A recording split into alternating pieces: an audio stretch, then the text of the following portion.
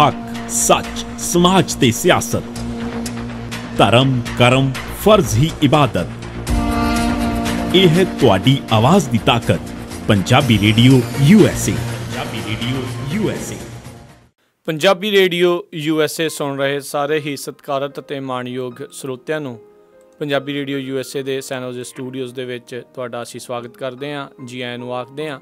ਅੱਜ ਵਿਸ਼ੇਸ਼ ਤੌਰ ਦੇ ਉੱਤੇ ਜਿਹੜੀ ਗੱਲਬਾਤ ਜਿਹੜੀ ਚੱਲ ਰਹੀ ਆ, ਆਪਾਂ ਸਭ ਜਾਣਦੇ ਹਾਂ ਜੂਨ 84 ਦੇ ਘੱਲੂਘਾਰੇ ਦੇ ਉੱਤੇ ਜਿਹੜੇ ਵਿਸ਼ੇਸ਼ ਪ੍ਰੋਗਰਾਮ ਤੁਹਾਡੇ ਲਈ ਅਸੀਂ ਪੇਸ਼ ਕਰ ਰਹੇ ਹਾਂ। ਉਸ ਦੇ ਵਿੱਚ ਜਿਹੜੀ ਜੀ ਅਗਲੀ ਗੱਲਬਾਤ ਆ ਉਹ ਆਪਾਂ ਹੁਣ ਕਰਨ ਜਾ ਰਹੇ ਹਾਂ ਸਰਦਾਰ ਜਸਪਾਲ ਸਿੰਘ ਸਿੱਧੂ ਹੁਣਾਂ ਦੇ ਨਾਲ, ਜੋ ਕਿ ਇੱਕ ਬਹੁਤ ਹੀ ਮੰਨੇ ਪ੍ਰਮੰਨੇ ਪੱਤਰਕਾਰ ਸਿੱਖ ਹਿਸਟੋਰੀਅਨ ਹੈਗੇ ਨੇ, ਅਤੇ ਉਹਨਾਂ ਦੇ ਨਾਲ ਜਿਹੜੀ ਆਪਾਂ ਗੱਲਬਾਤ ਜਿਹੜੀ ਕਰਾਂਗੇ, ਜਿਸ ਦੇ ਵਿੱਚ ਆਪਾਂ ਜਿਹੜਾ ਗੱਲਬਾਤ ਦਾ ਜਿਹੜਾ ਮੇਨ ਵਿਸ਼ਾ ਤੇ ਰਹੇਗਾ, ਕੇਂਦਰ ਬਿੰਦੂ ਜਿਹੜਾ ਰਹੇਗਾ ਉਹਨਾਂ ਇਤਿਹਾਸਿਕ ਘਟਨਾਕ੍ਰਮ ਦੇ ਉੱਤੇ ਜਿਸ ਕਰਕੇ ਇਹ ਸਾਰਾ ਕੁਛ ਇਹ ਵਾਪਰਿਆ, ਕਿਹੜੀਆਂ ਘਟਨਾਵਾਂ ਵਾਪਰੀਆਂ ਜਿਹਦੇ ਕਰਕੇ ਇੱਥੋਂ ਤੱਕ ਜਿਹੜੀ ਇਹ ਨੌਬਤ ਆ ਗਈ ਸੀ ਵੀ ਇਹ ਇੱਕ ਬਹੁਤ ਹੀ ਮੰਦਭਾਗੀ ਘਟਨਾ ਸਿੱਖਾਂ ਨੂੰ ਜਿਹੜੇ ਨਾ ਭੁੱਲਣਯੋਗ ਇੱਕ ਘੱਲੂਘਾਰੇ ਦੇ ਰੂਪ ਦੇ ਵਿੱਚ ਜਿਹੜੀਆਂ ਸਹਿਣੀਆਂ ਪਈਆਂ, ਉਹ ਚੀਜ਼ ਦੇ ਉੱਤੇ ਆਪਾਂ ਅੱਜ ਗੱਲਬਾਤ ਕਰਾਂਗੇ। ਸਭ ਤੋਂ ਪਹਿਲਾਂ ਮੈਂ ਸਵਾਗਤ ਕਰਦਾ ਹਾਂ ਸਰਦਾਰ ਜਸਪਾਲ ਸਿੰਘ ਸਿੱਧੂ ਹੁਣਾਂ ਦਾ। ਸਰਦਾਰ ਜਸਪਾਲ ਸਿੰਘ ਜੀ, ਜੀ ਆਇਆਂ ਨੂੰ ਪੰਜਾਬੀ ਰੇਡੀਓ यूएसए ਦੇ ਉੱਤੇ। ਵਾਹਿਗੁਰੂ ਜੀ ਕਾ ਖਾਲਸਾ, ਵਾਹਿਗੁਰੂ ਜੀ ਕੀ ਫਤਿਹ ਜੀ। ਅਤੇ ਜਿੱਦਾਂ ਆਪਾਂ ਦੱਸ ਵੀ ਰਹੇ ਸੀ ਵੀ ਜਿਹੜੇ ਜੀ ਇਹਦੇ ਉੱਤੇ ਆਪਾਂ ਗੱਲਬਾਤ ਜਿਹੜੀ ਕਰਨੀ ਆ ਵੀ ਜਿਹੜਾ ਜੀ 1984 ਤੋਂ ਪਹਿਲਾਂ ਇਹ ਜਿਹੜਾ 1984 ਦੇ ਵਿੱਚ ਘੱਲੂਘਾਰਾ ਵਾਪਰਿਆ, ਇਹ ਕਦੋਂ ਤੋਂ ਇਹ ਗੱਲਬਾਤ ਜਿਹੜੀ ਇਹ ਸ਼ੁਰੂ ਹੋ ਚੁੱਕੀ ਸੀ ਵੀ ਇਹ 1984 ਦੇ ਵਿੱਚ ਜਾ ਕੇ ਇੱਕ ਜਿਹੜਾ ਇਹ ਐਡਾ ਵੱਡਾ ਵਿਸਫੋਟ ਜਿਹੜਾ ਇਹ ਹੋਇਆ ਆ, ਕਿਹੜੇ ਘਟਨਾਕ੍ਰਮ ਵਾਪਰੇ ਆ, ਕਦੋਂ ਤੋਂ ਇਹ ਗੱਲ ਜਿਹੜੀ ਸ਼ੁਰੂ ਹੋਈ ਸੀ ਜਿਸ ਕਰਕੇ ਇਹ ਚੀਜ਼ ਵਾਪਰੀ?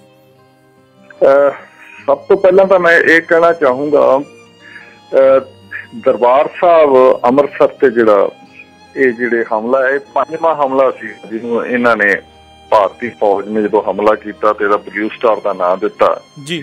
ਉਸ ਤੋਂ ਪਹਿਲਾਂ 4 ਹਮਲੇ ਹੋ ਚੁੱਕੇ ਆ ਜੀ, ਤੇ ਕਿਉਂਕਿ ਇਹ ਇੱਕ ਖਾਸ ਕਿਸਮ ਦਾ ਸੱਤਾ ਦਾ ਡਾਈਸੈਂਟ ਦਾ ਵਿਰੋਧ ਦਾ ਕੇਂਦਰ ਹੈ, ਇਹ ਇਸ ਕਿਸਮ ਦਾ ਬਣਿਆ ਹੋਇਆ ਸਿਆਸੀ ਲੈਵਲ ਤੇ ਹੀ ਉਸ ਕਿਸਮ ਦੀ ਜਿਹੜੀ ਇਹ ਡਿਕਟੇਟਰਸ਼ਿਪ ਜਾਂ ਉਸ ਕਿਸਮ ਦੀ ਅਥੋਰੀਟੇਰੀਅਨ ਸਿਸਟਮ ਚੱਲਦਾ ਸੀ ਸੋਸ਼ਲ ਲੈਵਲ ਤੇ, ਧਾਰਮਿਕ ਲੈਵਲ ਤੇ, ਉਹਦਾ ਵਿਰੋਧ ਕਰਨ ਦਾ ਇਹ ਕੇਂਦਰ ਗੁਰੂਆਂ ਨੇ ਇੱਥੇ ਸੈਟਅਪ ਕੀਤਾ।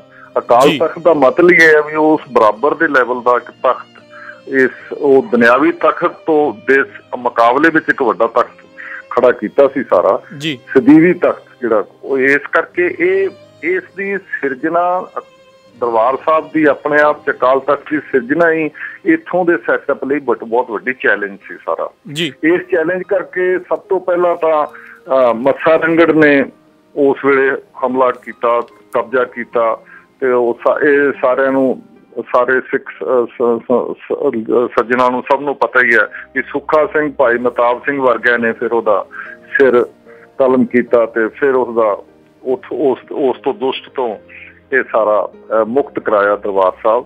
ਉਸ ਤੋਂ ਪਿੱਛੋਂ ਮੀਰ ਮੰਨੂ ਤੋਂ ਬਾਅਦ ਅਹਿਮਦ ਸ਼ਾਹ ਅਬਦਾਲੀ ਨੇ ਫਿਰ ਦੁਬਾਰਾ ਹਮਲਾ ਕੀਤਾ, ਤਾਂ ਉਹਨੇ ਜਹਾਨ ਖਾਨ, ਉਹਦਾ ਇੱਕ ਖਾਸ ਵੱਡਾ ਜਨਰਲ ਸੀ ਜਿਹਨੂੰ ਭੇਜਿਆ, ਉਹਨੇ ਫਿਰ ਦਰਬਾਰ ਸਾਹਿਬ ਨੂੰ ਤੋੜਿਆ, ਢਾਇਆ ਤੇ ਸਰੋਵਰ ਨੂੰ ਪੂਰਿਆ ਮਿੱਟੀ ਨਾਲ ਜੀ। ਉਸ ਤੋਂ ਬਾਅਦ ਲਾਸਟ ਹਮਲਾ ਫਿਰ ਅਹਿਮਦ ਸ਼ਾਹ ਅਬਦਾਲੀ 4-5 ਸਾਲ ਬਾਅਦ ਕਰਦਾ, ਉਹਦੇ ਵਿੱਚ ਉਹਨੇ ਫਿਰ ਬਰੂਦ ਰੱਖ ਕੇ ਹਰਿਮੰਦਰ ਸਾਹਿਬ ਨੂੰ ਉਡਾਇਆ ਜੀ, ਤੇ ਜਿਹਦੇ ਚ ਕਿਹਾ ਜਾਂਦਾ ਵੀ ਉਹਦੇ ਇੱਕ ਇੱਟ ਉਹਦੇ ਫਿਰ ਉੱਡ ਕੇ ਤੇ ਉਹਦੇ ਮੱਥੇ ਚ ਵੱਜੀ, ਉਹਦੇ ਨੱਕ ਤੇ ਵੱਜੀ, ਉਹ ਜ਼ਖਮ ਰਾਜੀ ਨਹੀਂ ਹੋਇਆ, ਜਿਹਦਾ ਤਾਲ ਨਾ ਚੱਲਦਾ ਹੋਇਆ ਉਹਦੀ ਮੌਤ ਹੋਈ ਜੀ। ਤੇ ਇਸ ਤੋਂ ਬਾਅਦ ਤਕਰੀਬਨ 200 ਸਾਲ, ਪੌਣੇ 200 ਸਾਲ ਬਾਅਦ ਇਹ ਹਮਲਾ ਬਲੂ ਸਟਾਰ ਆਪਰੇਸ਼ਨ ਦੇ ਨਾਮ ਵਾਲਾ ਭਾਰਤੀ ਫੌਜ ਨੇ ਦਰਬਾਰ ਸਾਹਿਬ ਤੇ ਕੀਤਾ। ਤੇ ਇਹਦਾ ਵੀ ਜਿਹੜਾ ਬੇਸਿਕ ਜਿਹੜੇ ਕਾਰਨ ਹੈ, ਜਿਹੜੇ ਮੁੱਢਲੇ ਕਾਰਨ ਹੈ, ਜਿਹੜੇ ਉਹੀ ਸਿਆਸੀ ਕਾਰਨ ਹੈ।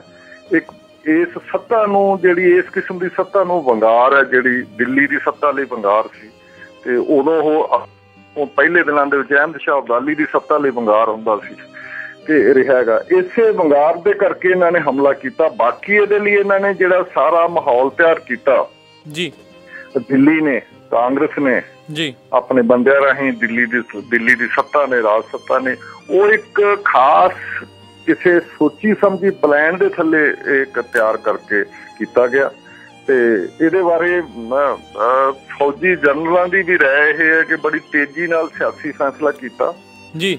ਤੇ ਇਸੇ ਕਰਕੇ ਕਿਹਾ ਜਾਂਦਾ ਵੀ ਇਹ ਜਿਹੜਾ ਜਦੋਂ ਪਲਾਨ ਕੀਤਾ ਗਿਆ, ਬੜੇ ਥੋੜੇ ਦਿਨਾਂ 'ਚ ਪਲਾਨ ਕੀਤਾ ਇਹ ਹਮਲਾ, ਤੇ ਇਹਨਾਂ ਨੇ ਸੋਚਿਆ ਸੀ ਕਿ 3 ਘੰਟਿਆਂ ਦੇ ਵਿੱਚ ਅਸੀਂ ਇਸ ਨੂੰ ਅਸੀਂ ਦਰਬਾਰ ਸਾਹਿਬ ਨੂੰ ਕਲੀਅਰ ਕਰ ਦਿਆਂਗੇ, ਠੀਕ ਹੈ ਜੀ, ਸਾਫ਼ ਕਰ ਦਿਆਂਗੇ। ਤੇ ਪਰ ਇਹਨਾਂ ਨੂੰ 72 ਘੰਟੇ ਲੱਗੇ ਕਿਉਂਕਿ ਬੜੀ ਤੇਜ਼ੀ ਨਾਲ ਇਹਨਾਂ ਨੇ ਸਿਆਸੀ ਫੈਸਲੇ ਕਰਕੇ ਕੀਤਾ। ਸਿਆਸੀ ਫੈਸਲੇ ਦਾ ਇੱਕ ਇਹ ਵੀ ਸੀ, ਇੱਕ ਸਬਕ ਸਿਖਾਉਣ ਵਾਲੀ ਇਹ ਗੱਲ ਕੀਤੀ ਕਿ ਉਹਨਾਂ ਨੇ ਚੁਣਿਆ ਜਿਹੜਾ ਹਮਲੇ ਦਾ ਦਿਨ ਸੀ ਉਹ ਗੁਰੂ ਅਰਜਨ ਦੇਵ ਜੀ ਦਾ ਸ਼ਹੀਦੀ ਦਾ ਦਿਨ ਸੀ, 3 ਜੂਨ 1984 ਨੂੰ। ਉਸ ਦਿਨ ਹਮਲਾ ਕੀਤਾ ਗਿਆ। 3 ਜੂਨ ਤੇ 4 ਜੂਨ ਦੀ ਰਾਤ, ਵਿਚਕਾਰਲੀ ਰਾਤ, ਸੁਬਾਹ ਸਮਝੋ 3:30-4 ਵਜੇ ਇਹ ਪਹਿਲੀ ਵਾਰ ਉਹਨਾਂ ਨੇ ਫਾਇਰਿੰਗ ਆਰਮੀ ਨੇ ਇਸ ਉੱਤੇ ਦਰਬਾਰ ਸਾਹਿਬ ਉੱਤੇ ਸ਼ੁਰੂ ਕਰ ਦਿੱਤੀ।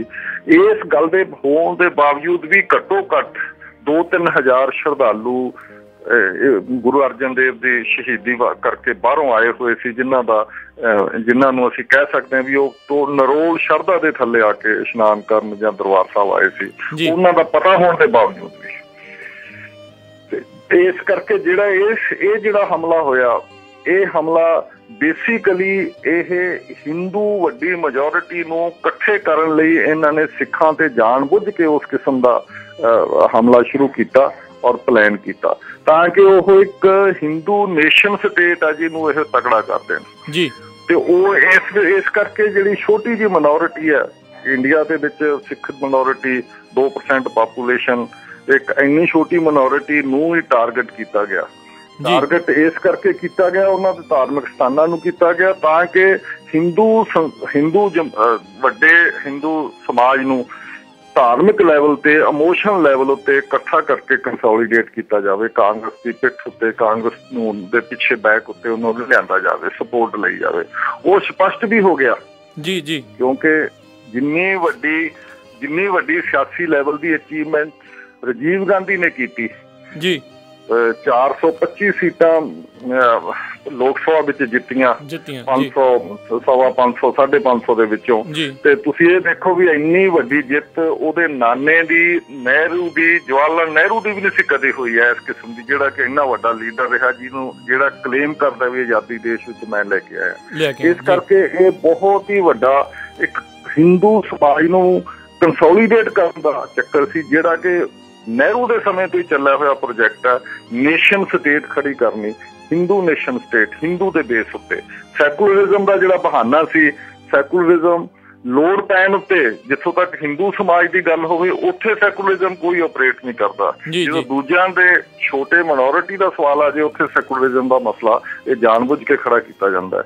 ਤੇ ਇਸ ਕਰਕੇ ਸੈਕੂਲਰਿਜ਼ਮ ਦਾ ਤੇ ਡੈਮੋਕ੍ਰੇਸੀ ਦਾ ਜਿਹੜਾ ਮਸਲਾ ਹੈ, ਇਹ ਮਿਨੋਰਿਟੀਆਂ ਦੇ ਲੈਵਲ ਤੇ ਕਦੇ ਵੀ ਲਾਗੂ ਨਹੀਂ ਹੋਇਆ ਇਸ ਦੇਸ਼ ਵਿੱਚ, ਜਦੋਂ ਦਾ 47 ਤੋਂ ਬਾਅਦ ਇਹ ਸਾਰਾ ਕੁਝ ਸ਼ੁਰੂ ਹੋਇਆ ਜੀ। ਜਿੱਦਾਂ ਤੁਸੀਂ ਦੱਸਿਆ ਵੀ ਇੱਕ ਜਿਹੜਾ ਹਿੰਦੂ ਜਿਹੜਾ ਆ ਉਸ ਨੂੰ ਹਿੰਦੂ ਨੇਸ਼ਨ, ਹਿੰਦੁਸਤਾਨ ਜਿਹੜਾ ਹੈ ਨਾਮ ਦੇ ਨਾਲ ਵਰਤਦੇ ਆ, ਜਦ ਕਿ ਇਹ ਵੀ ਇਹ ਕਿਹਾ ਜਾਂਦਾ ਵੀ ਕੌਨਸਟੀਟਿਊਸ਼ਨ ਦੇ ਵਿੱਚ ਹਿੰਦੁਸਤਾਨ ਜਿਹੜਾ ਸ਼ਬਦ ਨਹੀਂ ਵਰਤਿਆ ਜਾਂਦਾ, ਭਾਰਤ ਅਤੇ ਇੰਡੀਆ ਹੀ ਆ। ਇਹ ਇੱਕ ਨਾਮ ਜਿਹੜਾ ਇਹਨਾਂ ਨੇ ਆਪਣੇ ਵੱਲੋਂ ਦਿੱਤਾ ਹੋਇਆ, ਉਹ ਨਾਮ ਉਸ ਨੂੰ ਜਿਹੜਾ ਜੀ ਇੱਕ ਜਿੱਦਾਂ ਤੁਸੀਂ ਦੱਸਿਆ ਵੀ ਇੱਕ ਮੱਤ ਜਿਹੜੇ ਚਾਰੇ ਪਾਸੇ ਬਣਾਉਣ ਦੀ ਕੋਸ਼ਿਸ਼ ਕੀਤੀ ਗਈ ਪੂਰੇ ਭਾਰਤ ਦੇ ਵਿੱਚ। ਅਤੇ ਜਿੱਦਾਂ ਤੁਸੀਂ ਕਿਹਾ ਵੀ ਇਹ ਬਹੁਤ ਜਲਦੀ ਦੇ ਵਿੱਚ ਜਿਹੜਾ ਸਿਆਸੀ ਜਿਹੜਾ ਕਾਰਨ ਹੋਏ, ਅਤੇ ਇਹਦੇ ਪਿੱਛੇ ਕਿਹੜੇ ਸਿਆਸੀ ਕਾਰਨ ਰਹੇ ਜਿਹਦੇ ਕਰਕੇ ਇੱਦਾਂ ਹੋਇਆ ਵੀ ਕੀ ਜਿਹੜਾ ਇੱਕ ਸਿੱਖ ਜੋ ਕਿ ਭਾਰਤੀ ਨਾਗਰਿਕ ਵੀ ਆ, ਉਹ ਆਪਣੀਆਂ ਹੱਕ ਵੀ ਜਿਹੜਾ ਹੱਕ ਦੀ ਆਵਾਜ਼ ਆ ਉਹ ਵੀ ਨਹੀਂ ਉਠਾ ਸਕਦਾ ਸੀਗਾ? ਕਿਉਂ ਇੱਦਾਂ ਹੋ ਰਿਹਾ? ਦੇਖੋ ਜੀ, ਇਹ ਅਸੀਂ ਜਿਹੜਾ ਵੈਸਟ ਦਾ ਜਿਹੜਾ ਸੈਕੂਲਰਿਜ਼ਮ ਹੈ ਜਾਂ ਡੈਮੋਕ੍ਰੈਟਿਕ ਸੈਟਅਪ ਹੈ, ਉਸ ਨੂੰ ਅਸੀਂ ਬੇਸ਼ੱਕ ਲਿਬਰਲ ਉਸ ਡੈਮੋਕ੍ਰੈਟਿਕ ਸੈਟਅਪ ਨੂੰ ਇੰਡੀਆ 'ਚ ਲਾਗੂ ਕਰ ਦਿੱਤਾ ਗਿਆ, ਪਰ ਇੱਥੇ ਇੰਡੀਆ ਜਾਂ ਏਸ਼ੀਅਨ ਕੰਟਰੀ ਹੈ ਜਿੰਨੇ, ਇੱਥੇ ਧਰਮ ਦੀ ਜਿਹੜੀ ਪਕੜ ਉਹ ਉੱਥੇ ਵੈਸਟ ਨਾਲੋਂ ਜ਼ਿਆਦਾ ਹੈ। ਉਹਨਾਂ ਨੇ ਪਹਿਲਾਂ ਕ੍ਰਿਸਚੈਨਿਟੀ ਨੂੰ ਬਹੁਤ ਦੇਰ ਪਿੱਛੇ ਛੱਡ ਕੇ ਤੇ ਧਰਮ ਤੇ ਸਿਆਸਤ ਦਾ ਨਖੇੜਾ ਕਰ ਲਿਆ ਸੀ। ਇੱਥੇ ਨਖੇੜਾ ਉਸ ਕਿਸਮ ਦਾ ਨਾ ਹੋਇਆ ਨਾ ਹੋਣਾ, ਅਜੇ ਕੋਈ ਲੱਗਦਾ ਨਹੀਂ। ਇਸ ਕਰਕੇ ਇੱਥੇ ਜਦੋਂ ਉਹੀ ਨਕਲ ਕਰਕੇ ਅਸੀਂ ਕੰਸਟੀਟਿਊਸ਼ਨ ਦੀ ਇੱਥੇ ਲਾਗੂ ਕਰਦੇ ਆ, ਕਹਿੰਦੇ ਵੀ ਇਹ ਕੰਟਰੀ ਸੈਕੂਲਰਿਜ਼ਮ ਹੈ, ਤਾਂ ਉਹ ਸੈਕੂਲਰਿਜ਼ਮ ਮੌਕਾ ਪ੍ਰਸਤੀ ਦਾ ਹੀ ਇੱਕ ਹਥਿਆਰ ਬਣ ਜਾਂਦਾ ਹੈ। ਜਿੱਥੇ ਜੇ ਠੀਕ ਕੀਤਾ ਤਾਂ ਜਿੱਥੇ ਜੇ ਮਾਈਨੋਰਿਟੀ ਵਿਰੋਧਰ ਗੱਲ ਹੋਈ ਤਾਂ ਉਦੋਂ ਸੈਕੂਲਰਿਜ਼ਮ ਦਾ ਗੱਲ ਕਰਤੀ ਹੈ, ਤੇ ਨਹੀਂ ਤਾਂ ਉਹਨਾਂ ਨੇ ਪੈਂਪਰ ਕਰਨ ਲਈ, ਹਿੰਦੂ ਮੈਜੋਰਿਟੀ ਨੂੰ ਖੁਸ਼ ਕਰਨ ਲਈ। ਤੁਸੀਂ ਇਹ ਦੇਖੋ ਵੀ ਸਭ ਤੋਂ ਪਹਿਲਾਂ ਜਦੋਂ ਦੇਸ਼ ਆਜ਼ਾਦ ਹੋਣ ਤੋਂ ਤੁਰਤ ਬਾਅਦ 1950 ਦੇ ਵਿੱਚ ਹੀ ਰਜਿੰਦਰ ਪ੍ਰਸਾਦ ਪਹਿਲੇ ਪ੍ਰੈਜ਼ੀਡੈਂਟ ਨੇ ਖੁਦ ਸੋਮਨਾਥ ਦੇ ਮੰਦਿਰ ਦੀ, ਜਿਹਨੂੰ ਮਹਿਮੂਦ ਗਜ਼ਨਵੀ ਨੇ 1000 ਸਾਲ ਪਹਿਲਾਂ ਤੋੜਿਆ ਸੀਗਾ, ਤੇ ਉਸ ਦੀ ਦੁਆਰਾ ਕਾਰ ਸੇਵਾ ਜਾਂ ਰੈਸਟੋਰੇਸ਼ਨ ਦੁਆਰਾ ਉਸਨੂੰ ਬਣਾਉਣ ਦਾ, ਮੁਰੰਮਤ ਦਾ ਕੰਮ ਸ਼ੁਰੂ ਕੀਤਾ। ਤੇ ਇੱਥੋਂ ਤੱਕ ਹੈ ਵੀ ਭਾਰਤੀ ਸਟੇਟ ਨੂੰ ਸੈਕੂਲਰ ਕਿਵੇਂ ਕਹੋਗੇ, ਇਹਨਾਂ ਨੇ ਖੁਦ ਖਜ਼ਾਨੇ ਚੋਂ ਪੈਸੇ ਦਿੱਤੇ, ਬੇਸ਼ੱਕ ਟੋਕਨ ਮਨੀ ਦਿੱਤੀ, ਇਹ ਪੈਸੇ ਇਹਨਾਂ ਤੋਂ ਗਏ। ਤੇ ਰਾਸ਼ਟਰਪਤੀ ਦਾ, ਇੱਕ ਰਾਸ਼ਟਰਪਤੀ ਹੁੰਦਿਆਂ ਜਿਹੜਾ ਇੱਕ ਰਿਪਬਲਿਕ ਦਾ ਹੈਡ ਹੋਵੇ, ਉਹਦਾ ਵੀ ਉੱਥੇ ਜਾਣਾ। ਤੇ ਇਸ ਕਰਕੇ ਸੈਕੂਲਰਿਜ਼ਮ ਇਹਨਾਂ ਦਾ ਇਹ ਆਮ ਦਿਖਾਵੇ ਲਈ ਸੈਕੂਲਰਿਜ਼ਮ ਹੈ। ਸੈਕੂਲਰਿਜ਼ਮ ਇਹਨਾਂ ਦਾ ਕਦੇ ਵੀ ਨਹੀਂ ਰਿਹਾ। ਇਹਨਾਂ ਦਾ ਇੱਕ ਖਾਸ ਕਰਕੇ ਪ੍ਰੋਜੈਕਟ ਸੀ nation state, Hindu nation state majority level ਤੇ ਅਸੀਂ ਖੜੀ ਕਰਨੀ ਹੈ। ਮੈਜੋਰਿਟੀ ਹਿੰਦੂ ਅਥਾਸ ਹਿੰਦੂ ਰਿਲੀਜੀਅਸ ਭਾਵਨਾਵਾਂ ਦੇ ਬੇਸ ਉੱਤੇ ਅਸੀਂ ਇੱਥੇ ਇੱਕ ਨੇਸ਼ਨ ਸਟੇਟ ਖੜੀ ਕਰਨੀ ਹੈ। ਤੇ ਉਹਦੇ ਵਿੱਚ ਮਿਨੋਰਿਟੀਆਂ, ਜਦੋਂ ਇੱਕ ਨੇਸ਼ਨ ਸਟੇਟ ਦਾ ਬੇਸ ਹੀ ਇੱਕ ਇਹ ਹੋ ਜਾਵੇ ਵੀ ਹਿੰਦੂ ਭਾਵਨਾਵਾਂ ਨੂੰ ਅਸੀਂ ਮੁੱਖ ਰੱਖ ਕੇ ਕਰਨਾ, ਤਾਂ ਉਹਦੇ 'ਚ ਫਿਰ ਮਿਨੋਰਿਟੀਆਂ ਦੀ ਜਿਹੜੀ ਪਲੇਸ ਹੈ, ਮਿਨੋਰਿਟੀਆਂ ਦਾ ਜੇ ਧਾਰਮਿਕ ਆਜ਼ਾਦੀ ਹੈ, ਮਿਨੋਰਿਟੀਆਂ ਦੀ ਜਿਹੜਾ ਭਾਵਨਾਤਮਕ ਆਜ਼ਾਦੀ ਹੈ ਕਿਸੇ ਕਿਸਮ ਦੀ, ਉਹ ਸਾਰੀ ਦਾ ਦਰੜੀ ਜਾਂਦੀ ਆ ਔਰ ਦਰੜੀ ਗਈ ਸੀ। ਇਹਦਾ ਇੱਕ ਵੱਡੀ ਐਗਜ਼ਾਮਪਲ ਇਹ ਵੀ ਹੈ। ਤੇ 2002 ਦੇ ਵਿੱਚ ਗੁਜਰਾਤ ਦੇ ਵਿੱਚ ਹੋਇਆ ਵੀ ਜੋ ਕੁਛ ਹੋਇਆ, ਸਭ ਨੂੰ ਪਤਾ ਹੀ ਹੈ ਜੀ। ਬਿਲਕੁਲ, ਹਾਂਜੀ ਜੀ, ਇਸ ਦੇ ਵਿੱਚ ਕੋਈ ਦੋ ਰਾਏ ਨਹੀਂ ਵੀ ਜਿਹੜੀ ਇੱਕ ਇਹਨਾਂ ਦੀ ਜਿਹੜੀ ਦੂਰ ਦੀ ਜਿੱਦਾਂ ਕਹਿ ਲਓ ਵੀ ਸੋਚ ਹੈ, ਇਸ ਨੂੰ ਇੱਕ ਹਿੰਦੂ ਸਟੇਟ ਬਣਾਉਣ ਦੀ ਜਿਹੜੀ ਸੋਚ ਆ, ਉਸ ਦੇ ਵਿੱਚ ਉਹ ਜਿਹੜੀ ਆ ਉਹ ਉਸੇ ਤਰੀਕੇ ਦੇ ਨਾਲ ਉਹ ਹੌਲੀ ਹੌਲੀ ਜਿੱਦਾਂ ਕਹਿ ਲਓ ਵੀ ਉਹ ਆਪਣੇ ਉੱਧਰਲੇ ਵੱਲ ਨੂੰ ਜਿਹੜੇ ਕਦਮ ਆ ਉਹ ਵਧਾਈ ਜਾ ਰਹੇ ਆ।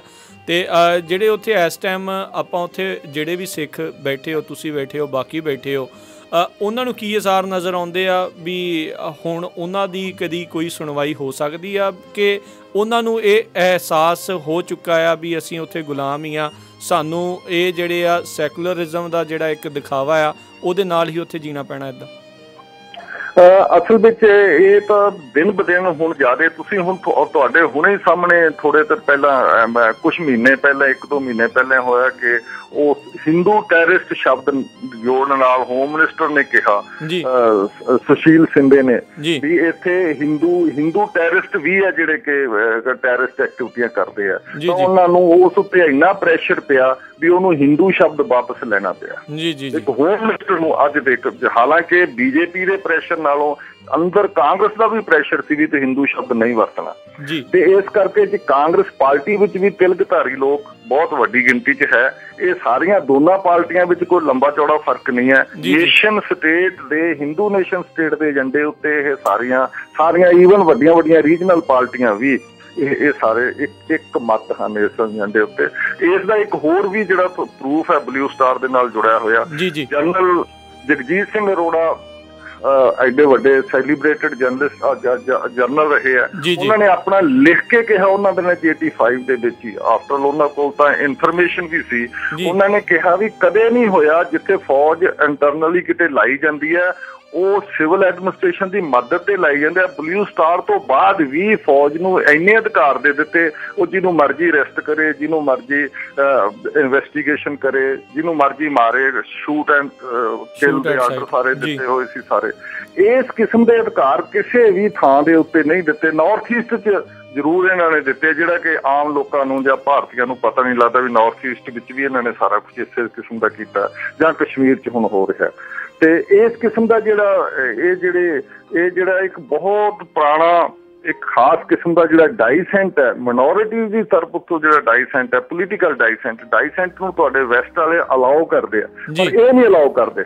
ਇਹ ਡਾਈਸੈਂਟ ਨੂੰ ਯੂਜ਼ ਕਰਦੇ ਆ, ਮੈਨੂਪਲੇਟ ਕਰਦੇ ਆ। ਪ੍ਰੈਸ ਇਹਨਾਂ ਦੇ ਹੱਥ 'ਚ ਕੰਟਰੋਲ ਹੈਗੀ ਸਾਰੀ। ਇਹ ਉਹਨਾਂ ਦੀ ਤਾਂ ਗੱਲ ਆਉਣ ਨਹੀਂ ਦਿੰਦੇ, ਆਪਣੀ ਗੱਲ ਕਹਿ ਕੇ ਪ੍ਰਾਪੋਗੰਡਾ ਸ਼ੁਰੂ ਕਰਕੇ ਉਸ ਡਾਈਸੈਂਟ ਨੂੰ ਆਪਣੇ ਮਾਰਕ ਰਿਪਰੈਸ਼ਨ ਲਈ। ਇਸੇ ਕਰਕੇ ਇੰਦਰਾ ਗਾਂਧੀ ਨੂੰ ਬਲੂ ਸਟਾਰ ਤੋਂ ਬਾਅਦ ਇਸ ਕਰਕੇ ਬਹੁਤ ਵੱਡੀ ਉਸ ਪਦਵੀਆਂ ਮਿਲੀਆਂ, ਦੇਵੀ ਦੀ ਪਦਵੀ ਇਸ ਕਿਸਮ ਦੀ, ਜਿਹਨੇ ਦੁਰਗਾ ਦਾ ਜਿਹੜਾ ਖਿਤਾਬ ਉਸਨੂੰ ਬੀਜੇਪੀ ਦੇ ਵੀ ਆਪੋਜੀਸ਼ਨ ਦੇ ਲੀਡਰਾਂ ਨੇ ਵੀ ਦਿੱਤਾ। ਜੀ। ਤੇ ਇਸ ਕਰਕੇ ਫਿਰ ਇਸ ਕਿਸਮ ਦੇ ਨਾਲ ਇੱਕ ਤਰ੍ਹਾਂ ਦਾ ਹਿੰਦੂ ਸੈਂਟੀਮੈਂਟ ਨੂੰ ਇਕੱਠਾ ਕੀਤਾ ਔਰ ਬਾਹਰ ਗੱਲ ਪੰਜਾਬ ਤੋਂ ਜਾਣ ਹੀ ਨਹੀਂ ਦਿੱਤੀ ਵੀ ਐਕਚੁਅਲੀ ਕੀ ਆ, ਕਿਉਂਕਿ ਪੰਜਾਬ ਦਾ ਪੱਖ ਤਾਂ ਗਿਆ ਹੀ ਨਹੀਂ, ਕਿਸੇ ਵੀ ਲੈਵਲ ਤੇ ਪਹੁੰਚਿਆ ਨਹੀਂ ਜੀ। ਹਾਂਜੀ, ਤੇ ਮੇਰਾ ਅਗਲਾ ਸਵਾਲ ਵੀ ਜਿੱਦਾਂ ਤੁਸੀਂ ਉਹਦੇ ਤੇ ਹੀ ਰਹੇਗਾ ਵੀ ਮੀਡੀਆ ਦੇ ਰੋਲ ਦੇ ਉੱਤੇ ਵੀ ਜਿਹੜਾ ਇਹ ਗੱਲ ਮੇਰੇ ਸਵਾਲ ਰਹੇਗਾ ਵੀ ਉਸ ਟਾਈਮ ਉਸ ਦੌਰਾਨ ਜਿਹੜਾ 1984 ਜਾਂ ਉਸ ਤੋਂ ਪਹਿਲੋਂ ਮੀਡੀਆ ਦਾ ਕੀ ਰੋਲ ਰਿਹਾ ਤੇ ਉਸ ਤੋਂ ਬਾਅਦ ਦੇ ਵਿੱਚ ਜਿਹੜਾ ਮੀਡੀਆ ਦਾ ਜਿਹੜਾ ਕੀ ਰੋਲ ਅੱਜ ਵੀ ਆਪਾਂ ਦੇਖਦੇ ਹਾਂ ਵੀ ਇਹ ਅਖਵਾਉਣ ਵਾਲੇ ਜਿਹੜੇ ਸੈਕੂਲਰ ਅਖਵਾਉਣ ਵਾਲੇ ਨਿਊਜ਼ ਚੈਨਲ ਜਿਹੜੇ ਉੱਤੇ ਭਾਰਤ ਦੇ ਵਿੱਚ ਚੱਲ ਰਹੇ ਆ ਉਹਨਾਂ ਦੀਆਂ ਜਿਹੜੀਆਂ ਭਾਵਨਾਵਾਂ ਜਿੱਦਾਂ ਤੁਸੀਂ ਪਹਿਲਾਂ ਵੀ ਸਪਸ਼ਟ ਕਰ ਚੁੱਕੇ ਆ ਉਸ ਚੀਜ਼ ਨੂੰ ਵੀ ਇੱਕ ਹਿੰਦੂ ਨੇਸ਼ਨ ਇੱਕ ਹਿੰਦੂਇਜ਼ਮ ਦੀ ਜਿਹੜੀ ਉਹ ਇੱਕ ਸਾਰੇ ਪਾਸੇ ਉਹ ਮੱਤ ਬਣਾਉਣ ਦੀ ਜਿਹੜੀ ਕੋਸ਼ਿਸ਼ ਉਹ ਕਿਸੇ ਨਾ ਕਿਸੇ ਤਰੀਕੇ ਨਾਲ ਉਹ ਜਿਹੜੀ ਹੁਣ ਵੀ ਜਾਰੀ ਆ। ਉਦੋਂ ਦੇ ਮੀਡੀਆ ਬਾਰੇ ਤੁਸੀਂ ਕੀ ਕਹਿਣਾ ਚਾਹੁੰਦੇ ਹੋ ਤੇ ਹੁਣ ਜਿਹੜਾ ਆਪਣਾ ਕੀ ਉਸ ਮੀਡੀਆ ਦੇ ਵਿੱਚ ਕੀ ਕੋਈ ਸੁਧਾਰ ਹੋਇਆ ਆ? ਦੇਖੋ, ਮੀਡੀਆ ਵਿੱਚ ਕਿਸੇ ਕਿਸਮ ਦਾ ਸੁਧਾਰ ਨਹੀਂ ਹੋਇਆ। ਮੀਡੀਆ ਉਸ time media all India radio ਤੇ ਦੂਰਦਰਸ਼ਨ ਸੀ ਜਿਹੜਾ ਕੰਟਰੋਲਡ ਮੀਡੀਆ ਸੀ। ਦੂਸਰਾ ਮੀਡੀਆ ਵੀ ਜਿਹੜਾ ਸੀ ਸਾਰਾ ਉਹ ਦਿੱਲੀ ਵਿੱਚ ਉਹਦੇ ਮਾਲਕ ਬੈਠੇ ਸੀ ਜਾਂ ਬਾਹਰ ਮਾਲਕ ਬੈਠੇ ਸੀ ਪੰਜਾਬ ਤੋਂ ਬਾਅਦ। ਈਵਨ ਜਿਹੜਾ ਜਲੰਧਰ ਬੇਸਡ ਮੀਡੀਆ ਸੀ ਕੇਸਰੀ ਹਿੰਦ ਸਮਾਚਾਰ ਗਰੁੱਪ, ਪੰਜਾਬੀ ਦੇ ਸਿਰਫ 2 ਪੇਪਰ ਸਨ ਉਹਨਾਂ ਦਿਨਾਂ ਵਿੱਚ। ਅਕਾਲੀ ਪੱਤਰਕਾਰ ਬਿਲਕੁਲ ਉਦੋਂ ਅਖੀਰ ਆਪਣਾ ਮਰਨ ਕਿਨਾਰੇ ਸੀ। ਅਜੀਤ ਖਾਲੀ ਪੇਪਰ ਸੀ ਜਿਹੜਾ ਕਿ ਇੱਕ ਗੁੱਡੀ ਵਿਚਕਾਰਲੀ ਜੀ ਲਾਈਨ ਲੈਂਦਾ ਸੀ। ਉਹ ਕਿਹਾ ਜਾਂਦਾ ਵੀ ਉਹ ਸਿੱਖਾਂ ਦਾ ਪੇਪਰ ਹੈ ਪਰ ਕਦੇ ਵੀ ਉਹਨੇ ਉਸ ਕਿਸਮ ਦੀ ਲਾਈਨ ਲਈ ਨਹੀਂ ਸੀ, ਉਹ ਬਚ ਕੇ ਚੱਲਦਾ ਸੀਗਾ।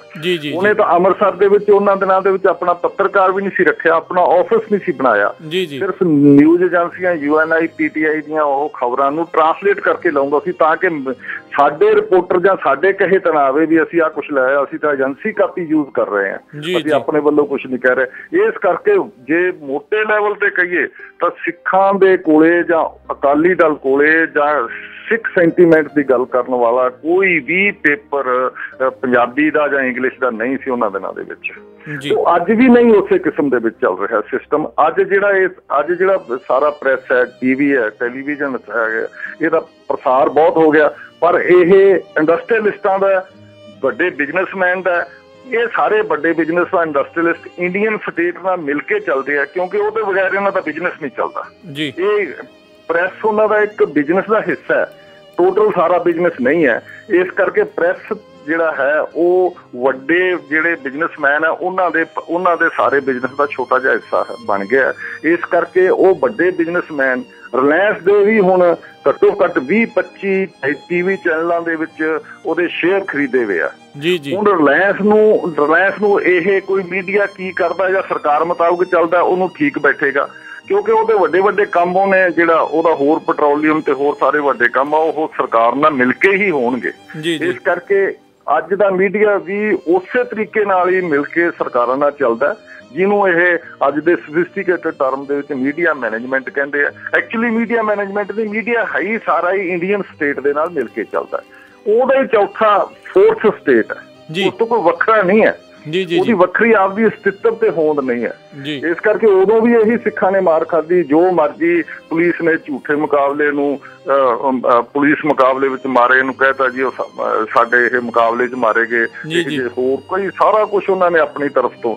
ਜਾਂ ਇੱਕ ਗੱਲ ਮੈਂ ਇੱਥੇ ਹੁਣ ਕਹਿਣਾ ਚਾਹੂੰ, ਅੱਜ ਦੇ ਦਿਨ ਸੰਤਾਂ ਦੇ ਸ਼ਹੀਦੀ ਤੋਂ ਬਾਅਦ ਸੰਤਾਂ ਦੇ ਬੋਡੀ ਨੂੰ ਲੈਣ ਲਈ ਮਹਿਤਾ ਚੌਂਕ ਤੋਂ ਵੀ ਰੈਜ਼ੋਲੂਸ਼ਨ ਪਿੰਡ ਦੀ ਪੰਚਾਇਤ ਨੇ ਪਾਇਆ ਵੀ ਅਸੀਂ ਸੰਸਕਾਰ ਕਰਾਂਗੇ। ਇੱਥੇ ਵੀ ਬਰਨਾਲਾ ਤੇ ਹੋਰ ਕਈ ਅਕਾਲੀ ਲੀਡਰ ਗਵਰਨਰ ਨੂੰ ਮਿਲੇ ਚੰਡੀਗੜ੍ਹ ਦੇ ਵਿੱਚ, ਪਰ ਰੇਡੀਓ ਟੈਲੀਵਿਜ਼ਨ ਲਗਾਤਾਰ ਕਰ ਰਿਹਾ ਵੀ ਉਸ ਦੀ ਬੋਡੀ ਨੂੰ ਕਲੇਮ ਕਰਨ ਵਾਲਾ ਕੋਈ ਨਹੀਂ ਆਇਆ, ਸੰਤਾਂ ਦੀ ਬੋਡੀ ਨੂੰ। ਬਲਕਿ ਸਭ ਕਿਸਮ ਦੇ ਝੂਠ, ਸਾਰੇ ਕਿਸਮ ਦੇ ਝੂਠ ਲਗਾਤਾਰ ਫੈਲਾਉਂਦੇ ਰਹੇ। ਤੇ ਇਹ ਬਲੂ ਸਟਾਰ ਦੇ ਉੱਤੇ ਤਾਂ ਹਥਿਆਰ ਕਿੰਨੇ ਫੜੇ ਗਏ ਅੰਦਰੋਂ, ਇਹ ਵੀ ਸਾਰਾ ਝੂਠ ਦਾ ਪ੍ਰਗਟਾਵਾ ਜਿਹੜਾ ਪ੍ਰੈਸ ਨੇ ਕੀਤਾ। ਪ੍ਰੈਸ ਨੇ ਫੋਟੋ ਦਿਖਾਈਆਂ, ਪ੍ਰੈਸ ਨੇ ਸਾਰਾ ਕੁਛ ਕੀਤਾ।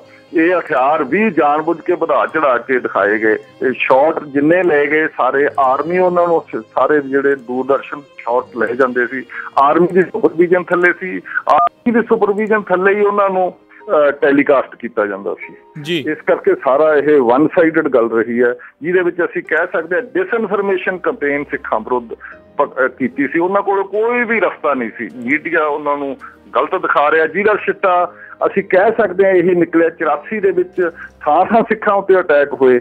ਇਸ ਕਰਕੇ ਵੀ ਇਹ ਪੇਸ਼ ਕੀਤਾ ਗਿਆ ਮੀਡੀਆ ਨੇ ਵੀ ਸਿੱਖ ਹਿੰਦੂਆਂ ਨੂੰ ਮਾਰ ਰਹੇ ਆ ਪੰਜਾਬ ਦੇ ਵਿੱਚ, ਔਰ ਸਿੱਖ ਜਿਹੜੇ ਸਿੱਖ ਆ ਸਾਰੇ ਉਹ ਪਾਕਿਸਤਾਨ ਤੋਂ ਇੰਸਪਾਇਰਡ ਹੈ ਜਾਂ ਪਾਕਿਸਤਾਨ ਰਲੇ ਹੋਏ ਆ ਜਾਂ ਪਾਕਿਸਤਾਨ ਦਾ ਉਹ ਇੰਸਟਰੂਮੈਂਟ ਬਣੇ ਹੋਏ ਆ।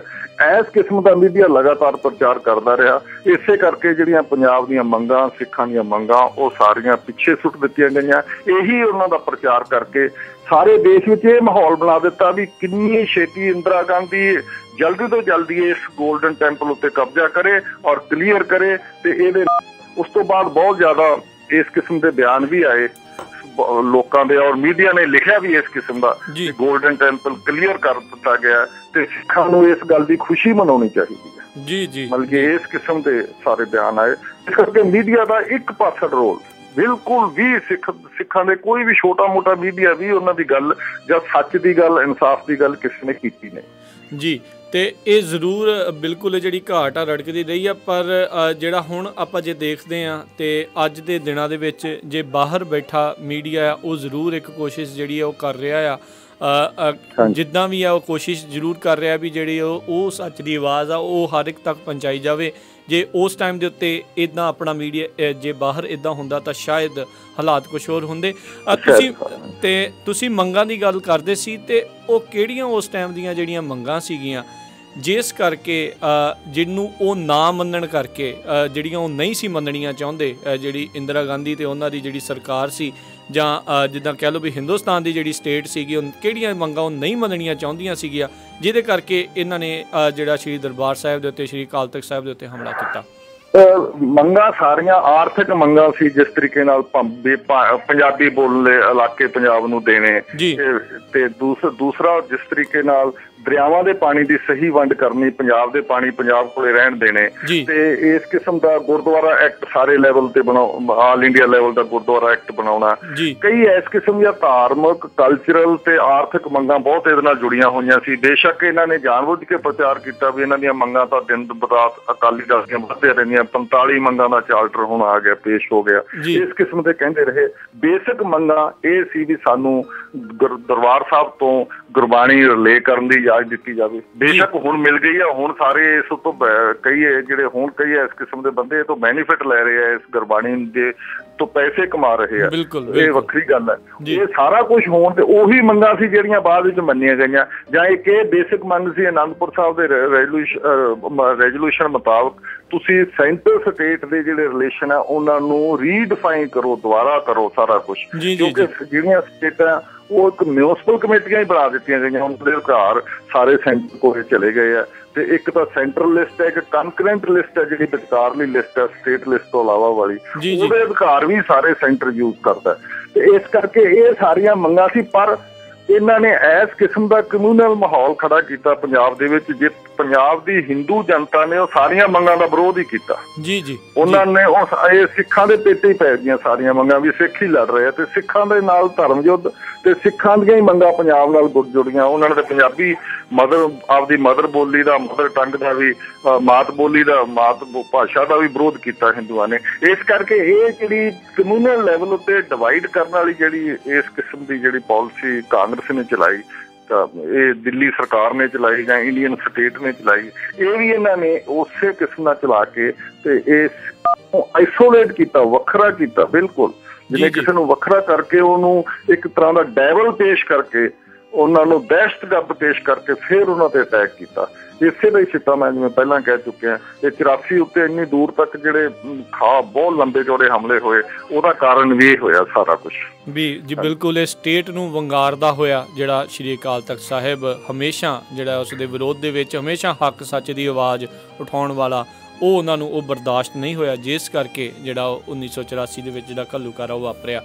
ਅਤੇ ਮੇਰਾ ਜਿਹੜਾ ਅਗਲਾ ਸਵਾਲ ਰਹੇਗਾ, ਤੁਸੀਂ ਸੰਤ ਜਰਨੈਲ ਸਿੰਘ ਜੀ ਖਾਲਸਾ ਭਿੰਡਰਾਂ ਵਾਲਿਆਂ ਦੇ ਨਾਲ ਜਿਹੜੀ ਆ ਤੁਸੀਂ ਮੁਲਾਕਾਤ ਕੀਤੀ, ਅਤੇ ਮੈਂ ਉਸ ਮੁਲਾਕਾਤ ਬਾਰੇ ਜਾਣਨਾ ਚਾਹੁੰਦਾ ਹਾਂ। ਤੁਸੀਂ ਕਦੋਂ ਉਹਨਾਂ ਦੇ ਨਾਲ ਮੁਲਾਕਾਤ ਜਦੋਂ ਕੀਤੀ ਆ, ਉਦੋਂ ਕੀ ਮਾਹੌਲ ਸੀਗੇ, ਅਤੇ ਉਹਨਾਂ ਦੇ ਨਾਲ ਜਿਹੜੀ ਵਾਰਤਾਲਾਪ ਹੋਈ ਆ ਤੁਹਾਡੀ, ਉਹਦੇ ਬਾਰੇ ਜ਼ਰੂਰ ਦੱਸੋ। ਦੇਖੋ, ਸੰਤਾਂ ਦੇ ਨੂੰ ਮੈਂ ਪੱਤਰਕਾਰ ਦੇ ਲੈਵਲ ਤੇ, UNI ਦੇ ਪੱਤਰਕਾਰ ਦੇ ਲੈਵਲ ਉੱਤੇ 83 ਦੇ ਸ਼ੁਰੂ ਦੇ ਵਿੱਚੋਂ ਹੀ ਉਹਨਾਂ ਨੂੰ ਰੋਜ਼ਾਨਾ ਵਾਂਗੂ ਉਹਨਾਂ ਦੀ ਹਰ ਸਟੇਟਮੈਂਟ ਕਵਰ ਕਰਨੀ, ਗੋਲਡਨ ਦਰਬਾਰ ਸਾਹਿਬ 'ਚ ਜਾਣਾ, ਗੋਲਡਨ ਟੈਂਪਲ 'ਚ ਜਾਣਾ, ਉੱਥੇ ਇਹ ਸਾਰਾ ਸਾਡਾ ਇੱਕ ਤਰ੍ਹਾਂ ਦਾ ਪੱਤਰਕਾਰੀ ਦੀ ਡਿਊਟੀ ਲੈਵਲ ਤੇ ਡੇਲੀ ਰੋਜ਼ਾਨਾ ਹੁੰਦਾ ਸੀ। ਇਸ ਕਰਕੇ ਸਾਡਾ ਮਿਲਣਾ, ਮੈਂ ਇੱਕ ਵਾਰੀ ਨਹੀਂ ਕਹਿ ਸਕਦਾ, ਅਸੀਂ ਤਾਂ ਉਹਦੇ ਹਰ ਜਿਹੜੀ ਵੱਡੀ ਛੋਟੀ ਘਟਨਾ ਹੋਈ ਅਸੀਂ ਉਸ ਨੂੰ ਰਿਪੋਰਟ ਕੀਤਾ, ਦੇਖਿਆ ਨੇੜਿਓਂ। ਪਰ ਸੰਤਾਂ ਦਾ ਪ੍ਰੈਸ ਬਾਰੇ ਇੱਕ ਖਾਸ ਕਿਸਮ ਦਾ ਹੁੰਦਾ ਸੀ ਕਿ ਪ੍ਰੈਸ ਦੇ ਵਿੱਚ ਬਹੁਤ ਕੁਛ ਉਲਟ ਸ਼ਬਦਾਂ ਸੀਗਾ, ਸਿੱਖਾਂ ਦੇ ਉਲਟ ਸ਼ਬਦਾਂ, ਸੰਤਾਂ ਦੇ ਉਲਟ ਸ਼ਬਦਾਂ। ਉਹਨਾਂ ਨੇ ਇੱਕੋ ਹੀ ਫਿਰ ਕਹਿਣਾ ਹੁੰਦਾ ਸੀ ਵੀ ਇਹ ਕੋਈ ਪ੍ਰੈਸ ਅਖਬਾਰ ਕੋਈ ਰੱਬੀ ਬਣੀ ਨਹੀਂ, ਇਹ ਕੁਝ ਵਿਅਕਤੀਆਂ ਦੇ, ਚੰਦਕ ਵਿਅਕਤੀਆਂ ਦੇ ਪੇਟ ਪੂਰਤੀ ਦਾ ਸਾਧਨ ਹੈ। ਇਸ ਕਰਕੇ ਉਹਨਾਂ ਨੂੰ ਇਹ ਸ਼ਬਦ ਉਹ ਬੜਾ ਸਮ ਅਪ ਕਰ ਦਿੰਦੇ ਹੁੰਦੇ ਸੀ ਵੀ ਇਹ ਬਿਜ਼ਨਸ ਐਂਟਰਪ੍ਰਾਈਜ਼ ਹੈ, ਇੱਕ ਬਿਜ਼ਨਸ ਦਾ ਇਹ ਸਾਰਾ ਕੰਮ ਹੈ, ਇਹ ਕਿਸੇ ਕੋਈ ਇਨਸਾਫ ਸੱਚ ਦੀ ਲੜਾਈ ਨਹੀਂ। ਇਸ ਕਰਕੇ ਕਹਿੰਦੇ ਸੀ ਅਖਬਾਰਾਂ ਬਾਰੇ, ਅਖੀਰ ਉਹ ਕਹਿਣ ਲੱਗੇ ਸੀ ਵੀ ਬੌਦਰ ਨਾ ਕਰੋ। ਇੱਕ ਵਾਰ ਉਹਨਾਂ ਨੇ ਖੁਦ ਆਪਣਾ ਪੇਪਰ ਵੀ ਚਲਾਉਣ ਦੀ ਕੋਸ਼ਿਸ਼ ਕੀਤੀ ਸੀ। ਫਿਰ ਇਹੀ ਕੋਸ਼ਿਸ਼ ਹੋਈ, ਇਹ ਪਤਾ ਲੱਗਿਆ ਵੀ ਜੇ ਤੁਸੀਂ ਪੇਪਰ ਇੰਡੀਆ 'ਚ ਚਲਾਉਣਾ, ਤੁਹਾਨੂੰ ਜਿਹੜਾ RNI ਹੈ ਦਿੱਲੀ ਦਾ ਜਿਹੜਾ ਆਫਿਸ ਹੈ, ਉਸ ਉੱਤੋਂ ਮਨਜ਼ੂਰੀ ਲੈਣੀ ਪਏਗੀ। ਉਹਦੀਆਂ ਸ਼ਰਤਾਂ ਇੰਨੀਆਂ ਕਰੜੀਆਂ ਵੀ ਅਖਬਾਰ ਵਿੱਚ ਥੋੜਾ ਵੀ ਇੱਧਰ ਹੋਇਆ ਤੇ ਕਦੋਂ ਮਰਜ਼ੀ ਉਹ ਇਹਦੇ ਉੱਤੇ ਦਫ਼ਤਰ ਨੂੰ ਆ ਕੇ ਸਰਕਾਰੀ ਬੰਦੇ ਕਬਜ਼ਾ ਬੰਦ ਕਰ ਸਕਦੇ ਆ। ਇਸ ਕਰਕੇ ਸਾਰਾ ਕੁਝ ਛੱਡ ਕੇ ਉਹਨਾਂ ਨੇ ਫਿਰ ਇਹ ਅਖਬਾਰ ਵਾਲੀ ਸਾਈਡ ਤੇ ਗਏ ਨਹੀਂ। ਪਰ ਉਹ ਬਿਲਕੁਲ ਕਲੀਅਰ ਸੀ ਵੀ ਮੀਡੀਆ ਸਾਡਾ ਨਹੀਂ, ਸਾਡੇ ਹੱਕ 'ਚ ਨਹੀਂ। ਇਹਦਾ ਅਕਾਲੀ ਲੀਡਰ ਵੀ ਬਹੁਤ ਕਲੀਅਰ ਸਨ। ਇਸ ਕਰਕੇ ਜਥੇਦਾਰ ਗੁਰਚਰਨ ਸਿੰਘ ਤੌੜਾ ਸਵਰਗਵਾਸੀ, ਉਹ ਵੀ ਖੁਦ ਵੀ ਕਹਿੰਦੇ ਹੁੰਦੇ ਸੀਗੇ ਵੀ ਇਹ ਸਾਨੂੰ ਪਤਾ ਹੀ ਨਹੀਂ ਕਿ ਇਹ ਦਿੱਲੀ ਦੇ ਹੱਥ 'ਚ ਹੀ, ਮੀਡੀਆ ਦਿੱਲੀ ਦੇ ਹੱਥ 'ਚ ਸਾਰੀ ਕੰਟਰੋਲ ਹੈ। ਤੇ ਅਸੀਂ ਤਾਂ ਇਹ ਇੰਨੇ ਜ਼ਿਆਦਾ ਆਪਣੇ ਆਪ ਨੂੰ ਸਮਝਦੇ ਹਾਂ, ਇਹਨਾਂ ਦੇ ਹੱਥ ਵਿੱਚ ਕੈਪਟਿਵ ਇੱਕ ਬਣੇ ਹੋਏ ਸਮਝਦੇ ਹਾਂ ਵੀ ਅਸੀਂ ਤਾਂ ਇਹਨਾਂ ਦੇ ਹੱਥ ਵਿੱਚ ਇੱਕ ਤਰ੍ਹਾਂ ਦਾ ਜਿੱਧਰ ਮਰਜ਼ੀ ਖੜਾਈ ਜਾਂਦੇ ਆ, ਜੋ ਮਰਜ਼ੀ ਗਿਆਨ ਦੇ ਦਿੰਦੇ ਆ। ਇਸੇ ਕਰਕੇ ਵਿਰੋਧੀ ਵੀ ਹਰਕਿਸ਼ਨ ਸਰਜੀਤ ਵਰਗੇ ਵੀ ਕਹਿੰਦੇ ਹੁੰਦੇ ਆ, ਜਿੰਨੀਆਂ ਮੀਟਿੰਗਾਂ ਹੋਈਆਂ ਅਕਾਲੀ ਦਲ ਨਾਲ ਇੰਦਰਾ ਗਾਂਧੀ ਦੀਆਂ ਉਸ ਵੇਲੇ ਬਲੂ ਸਟਾਰ ਤੋਂ ਪਹਿਲਾਂ, ਸਾਰੀਆਂ ਮੀਟਿੰਗਾਂ ਜਾਣ ਬੁੱਝ ਕੇ ਕਾਂਗਰਸ ਨੇ ਤੋੜਤੀਆਂ। ਅਕਾਲੀ ਤਾਂ ਦੋਨੋਂ ਅਸੀਂ ਸਮਝੌਤਾ ਕਰਨ ਲਈ ਤਿਆਰ ਸਨ। ਉਹ ਇਸ ਨੂੰ ਸਾਰੇ ਸਿਚੁਏਸ਼ਨ ਨੂੰ ਲੈ ਕੇ ਜਾਣਾ ਚਾਹੁੰਦੇ ਸੀ। ਇਹੀ ਸੰਤ ਕਹਿੰਦੇ ਹੁੰਦੇ ਸੀ, ਸੰਤ ਵੀ ਵਾਰੀ ਇਹੀ ਕਹਿੰਦੇ ਹੁੰਦੇ ਸੀ ਵੀ ਇਹ ਹੁਣ ਆਰ ਪਾਰ ਦੀ ਲੜਾਈ ਹੈ, ਸਿਰ ਧੜ ਦੀ ਲੜਾਈ ਹੈ। ਹੁਣ ਸਿਰ ਦਿੱਤਿਆਂ ਬਾਅਦ ਇੱਥੇ ਕੋਈ ਵੀ ਫੈਸਲਾ ਨਹੀਂ ਹੋਣਾ, ਕੁਛ ਨਹੀਂ ਹੋਣਾ। ਇਹ ਹੁਣ ਸਾਰੇ ਮਾਹੌਲ ਬਣਾ ਰਹੇ ਆ। ਹੁਣ ਤੁਸੀਂ, ਉਹ ਅਕਾਲੀਆਂ ਨੂੰ ਵੀ ਵਾਰੀ ਕਹਿੰਦੇ ਹੁੰਦੇ ਸੀ, ਤੁਸੀਂ ਹਿੰਦੂ ਸਿੱਖ ਏਕਤਾ ਦੀ ਗੱਲਾਂ ਛੱਡੋ, ਏਕਤਾ ਇਹਨਾਂ ਨੇ ਕਰਨੀ ਨਹੀਂ, ਇਹਨਾਂ ਨੇ ਤਾਂ ਜਾਣ ਬੁੱਝ ਕੇ ਬਖੇੜੇ ਪਾਏ ਆ, ਤੁਹਾਨੂੰ ਆਈਸੋਲੇਟ ਕੀਤਾ, ਵੱਖਰਾ ਕਰਕੇ ਤੁਹਾਡੇ ਤੇ ਅਟੈਕ ਕਰਨਾ। ਇਹ ਉਹ ਵਾਰੀ ਇਸ ਗੱਲ ਨੂੰ ਕਹਿੰਦੇ ਹੁੰਦੇ ਸੀ। ਕਾਫੀ ਹੱਦ ਤੱਕ ਗੱਲ ਕਲੀਅਰ ਵੀ ਸੀ ਆਲੇ ਦੁਆਲੇ, ਦਰਬਾਰ ਸਾਹਿਬ ਦੇ ਆਲੇ ਦੁਆਲੇ ਜਿਸ ਤਰੀਕੇ ਨਾਲ ਘੇਰਾ CRP ਦਾ ਵੱਧ ਰਿਹਾ ਸੀ ਹਰ ਰੋਜ਼। ਜਦੋਂ ਵੀ ਹੋਮ ਸੈਕਟਰੀ ਚਤਰਬੇਦੀ ਆਉਂਦਾ ਸੀ ਦਿੱਲੀ ਤੋਂ, ਉਦੋਂ ਹੋਰ ਘੇਰਾ ਦਰਬਾਰ ਸਾਹਿਬ ਅੱਗੇ ਆਲੇ ਦੁਆਲੇ ਪੈਰਾਮਿਲਟਰੀ ਫੋਰਸਿਸ ਦਾ ਟਾਈਟ ਹੋ ਜਾਂਦਾ ਸੀ। ਤੇ 2 ਚੱਕਰ ਲਾਏ, ਦੋਨਾਂ 'ਚ ਹੋਰ ਜ਼ਿਆਦਾ ਟਾਈਟ ਹੋ ਗਿਆ ਸੀ। ਇਹ ਬਿਲਕੁਲ ਕਲੀਅਰ ਹੋ ਗਿਆ ਸੀ ਵੀ ਇਹਦਾ ਸੈਂਟਰ ਨੇ ਇਹ ਫੈਸਲਾ ਪੋਲੀਟੀਕਲ ਲੈਵਲ ਤੇ ਕੀਤਾ ਔਰ ਉਹ ਇਸ ਨੂੰ ਇਹ ਦੁਰਗਾ ਬਣਨ ਲਈ ਇੰਦਰਾ ਗਾਂਧੀ ਨੇ ਬੜਾ ਇੱਕਦਮ ਸਟਰਾਈਕ ਕਰਨਾ। ਤੇ ਗੋਲਡਨ ਟੈਂਪਲ ਦੇ ਉੱਤੇ ਜਿਹੜਾ ਹਮਲਾ ਹੈ, ਇਹ ਇੱਕ ਤਰ੍ਹਾਂ ਦਾ ਪੋਲੀਟੀਕਲ ਫੈਸਲਾ ਸੀ। ਇਸ ਨੂੰ ਹਿੰਦੂਆਂ ਦੀ ਸੇਵੀਅਰ ਬਣ ਕੇ, ਹਿੰਦੂ ਇੰਡੀਅਨ ਸਟੇਟ ਦਾ ਮਤਲਬ ਕਿ ਲੀਡਰ ਬਣ ਕੇ ਇੰਦਰਾ ਗਾਂਧੀ ਦੁਰਗਾ ਬਣ ਕੇ ਸਾਰਾ ਕੁਛ ਕਰਨਾ ਚਾਹੁੰਦੀ ਸੀ। ਇਹੀ ਉਹਨੇ ਕੀਤਾ। ਜੀ ਤੇ ਜਦੋਂ ਤੁਸੀਂ ਉਹਨਾਂ ਨੂੰ ਮਿਲਦੇ ਹੁੰਦੇ ਸੀ ਉੱਥੇ ਦਰਬਾਰ ਸਾਹਿਬ ਦੇ ਵਿੱਚ, ਤੇ ਉੱਥੇ ਆਲੇ ਦੁਆਲੇ ਹੋਰ ਕਿੱਦਾਂ ਦਾ ਮਾਹੌਲ ਸੀਗਾ? ਤੁਸੀਂ ਹੋਰ ਵੀ ਜਿਹੜੇ ਉੱਥੇ ਜੁਝਾਰੂ ਸਿੰਘ ਆ, ਤੁਸੀਂ ਉਹਨਾਂ ਨੂੰ ਨਾਲ ਮਿਲਦੇ ਰਹੇ ਆ, ਉਹਨਾਂ ਦੇ ਵਿੱਚ ਕਿੱਦਾਂ ਦੇ ਹਾਵ ਭਾਵ ਸੀਗੇ? ਜ਼ਰੂਰ ਉਸ ਦੇ ਬਾਰੇ ਵੀ ਜ਼ਰੂਰ ਥੋੜ੍ਹਾ ਦੱਸੋ।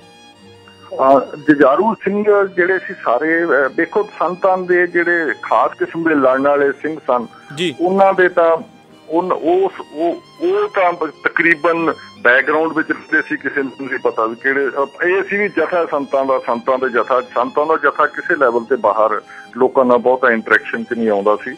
ਜ਼ਿਆਦਾ ਭਾਈ ਅਮਰੀਕ ਸਿੰਘ ਤੇ ਹਰਮੰਦਰ ਸਿੰਘ ਸੰਧੂ ਤੇ ਸਿੱਖ ਸਟੂਡੈਂਟ, ਆਲ ਇੰਡੀਆ ਸਿੱਖ ਸਟੂਡੈਂਟ ਫੈਡਰੇਸ਼ਨ ਵਾਲੇ ਵੀ ਮਿਲਦੇ ਹੁੰਦੇ ਸੀ ਲੋਕਾਂ ਨੂੰ ਜ਼ਿਆਦਾ।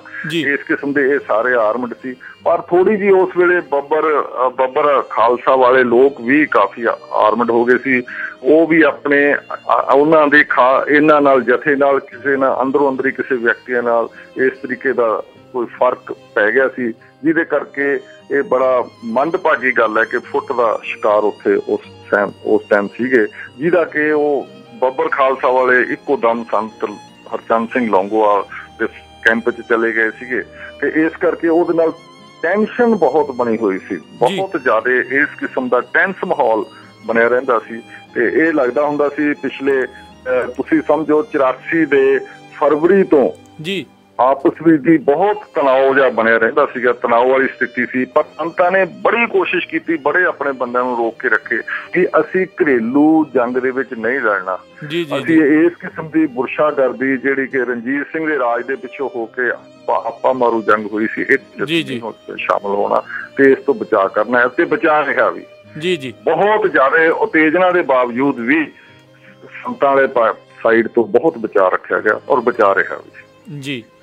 ਜੀ ਤੇ ਜਦੋਂ ਤੁਸੀਂ ਆਪ ਉਹਨਾਂ ਨੂੰ ਜਦੋਂ ਤੁਸੀਂ ਮਿਲੇ ਤੇ ਇੰਡੀਵਿਜੂਅਲ ਤੌਰ ਦੇ ਉੱਤੇ ਜਿਹੜਾ ਨਿੱਜੀ ਤੌਰ ਦੇ ਉੱਤੇ ਤੁਹਾਨੂੰ ਕਿੱਦਾਂ ਦਾ ਲੱਗਾ ਉਹਨਾਂ ਦਾ ਵੀ ਜਦੋਂ ਉਹ ਗੱਲ ਕਰਦੇ ਸੀਗੇ ਵੀ ਇਹ ਜ਼ਰੂਰ ਹਮੇਸ਼ਾ ਸੁਣਿਆ ਗਿਆ ਵੀ ਜਿਨ੍ਹਾਂ ਨੇ ਵੀ ਸੰਤਾਂ ਦੇ ਲੈਕਚਰ ਸੁਣੇ ਆ ਉਹ ਹਮੇਸ਼ਾ ਹੀ ਜਿਹੜਾ ਜੋਸ਼ ਦੇ ਨਾਲ ਹਮੇਸ਼ਾ ਭਰ ਜਾਂਦੇ ਸੀ ਜਦੋਂ ਵੀ ਤੁਸੀਂ ਉਹਨਾਂ ਨਾਲ ਗੱਲਬਾਤ ਕਰਦੇ ਸੀ, ਤੇ ਤੁਹਾਡੇ ਮਨ ਦੇ ਵਿੱਚ ਕੀ ਖਿਆਲਾਤ ਰਹਿੰਦੇ ਸੀਗੇ ਉਦੋਂ? ਦੇਖੋ ਜੀ, ਉਸ ਟਾਈਮ ਬਿਲਕੁਲ ਕਲੀਅਰ ਹੋ ਗਈ ਸੀ, ਖਾਸ ਕਰਕੇ ਜਿਹੜੇ ਸਿੱਖ ਬੈਕਗਰਾਉਂਡ ਜਾਂ ਸਿੱਖਾਂ ਦੀ ਕਲੈਕਟਿਵ ਕੌਨਸ਼ੀਅਸ ਤੇ ਕਲੈਕਟਿਵ ਮੈਮਰੀ ਨੂੰ ਜਾਂ ਪੰਥ ਨਾਲ ਪਰਿਵਾਰਾਂ ਕਰਕੇ ਸਾਰੇ ਕਰਕੇ ਜੁੜੇ ਹੋਏ ਸੀਗੇ। ਬੇਸ਼ੱਕ ਉਹ ਵਰਕਰ ਦੇ ਕਿਤੇ ਪ੍ਰੋਫੈਸ਼ਨਲ ਕੰਮ ਵਿੱਚ ਪੱਤਰਕਾਰ ਲੈਵਲ ਤੇ ਕਰਦੇ ਸੀ, ਪਰ ਉਹਨਾਂ ਨੂੰ ਸਮਝ ਆ ਰਹੀ ਸੀ ਕਿਉਂਕਿ ਪ੍ਰੈਸ ਵੀ ਉਸੇ ਕਰਕੇ ਡਿਵਾਈਡ ਹੋ ਗਿਆ ਸੀ। ਜਿਹੜੇ ਸੰਤਾਂ ਨੂੰ ਉਹਨਾਂ ਦੀ ਖਬਰ ਦੇਣੀ, ਉਹਨਾਂ ਨੂੰ ਸੁਣਨਾ, ਉਹਨਾਂ ਦੇ ਸੁਣਨ ਦੇ ਪਿੱਛੋਂ ਰਿਐਕਸ਼ਨ ਜਾਂ ਕਮੈਂਟ ਕਰਨੇ, ਉਹ ਦੋ ਫਰਕ ਸੀ। ਜਿਹੜੇ ਹਿੰਦੂ ਪੱਤਰਕਾਰ ਹੁੰਦਾ ਸੀ ਉਹ ਵੱਖਰੇ ਤਰੀਕੇ ਨਾਲ ਪੇਸ਼ ਕਰਦਾ ਜਾਂ ਗੱਲਬਾਤ ਕਰਦਾ, ਤੇ ਉਹ ਦਿਨੋਂ ਦਿਨ ਹੇਠ ਤੇ ਹੋਰ ਸਾਰੀ ਗੱਲ ਦੇ ਵਿੱਚ ਉਹ ਤੇਜ਼ ਪਰਪੱਕ ਹੁੰਦਾ ਗਿਆ। ਇੱਧਰ ਜਿਹੜੇ ਸਿੱਖ ਪੱਤਰਕਾਰ ਸੀ ਉਹਨਾਂ ਦੀ ਹਮਦਰਦੀ ਤੇ ਸਾਰੀ ਇਸ ਲਹਿਰ ਨਾਲ ਜ਼ਿਆਦਾ ਬਣਦੀ ਗਈ। ਇਹ ਡਿਵੀਜ਼ਨ ਪੱਕੀ ਹੋ ਗਈ ਸੀ, ਆਲਮੋਸਟ ਸਾਰਿਆਂ ਨੂੰ ਪਤਾ ਸੀ ਇਹ ਡਿਵੀਜ਼ਨ ਦਾ। ਤੇ ਇਸ ਕਰਕੇ ਸੰਤਾਂ ਦੀ ਗੱਲਬਾਤ ਸੁਣ ਕੇ ਹਰ ਸਿੱਖ ਪਰਿਵਾਰ ਚੋਂ ਜੋ ਸਿੱਖ ਪਰਿਵਾਰ ਨਾਲ ਜੁੜਿਆ ਸੀ ਉਸ ਪੰਥ ਦੇ ਕਲੈਕਟਿਵ ਕੌਨਸ਼ੀਅਸ ਨਾਲ ਉਹਦਾ ਵਾਸਤਾ ਸੀਗਾ ਹੀ। ਤੇ ਉਹ ਇਸ ਕਰਕੇ ਮੈਂ ਕਿ ਹੋਰ ਵੀ ਕਈ ਜਿਹੜੇ ਸਾਰੇ ਸਿੱਖ ਪੱਤਰਕਾਰ ਸੀ ਸਾਰੀ ਸੰਤਾਂ ਦੀ ਗੱਲਬਾਤ ਨੂੰ ਬਹੁਤ ਹੀ ਦੂਜੇ ਤਰੀਕੇ ਨਾਲ ਲੈਂਦੇ ਸੀ, ਜਿਹੜੇ ਕਿ ਸਾਡੇ ਦੂਜੇ ਪੱਤਰਕਾਰ ਨਾਲ ਕੰਮ ਕਰਦੇ ਹੋਏ ਉਸ ਨੂੰ ਡਿਫਰੈਂਟ ਤਰੀਕੇ ਨਾਲ ਇੱਕ ਵਿਰੋਧੀ ਐਂਗਲ ਤੋਂ ਇੰਟਰਪ੍ਰੈਟ ਕਰਦੇ ਸਨ।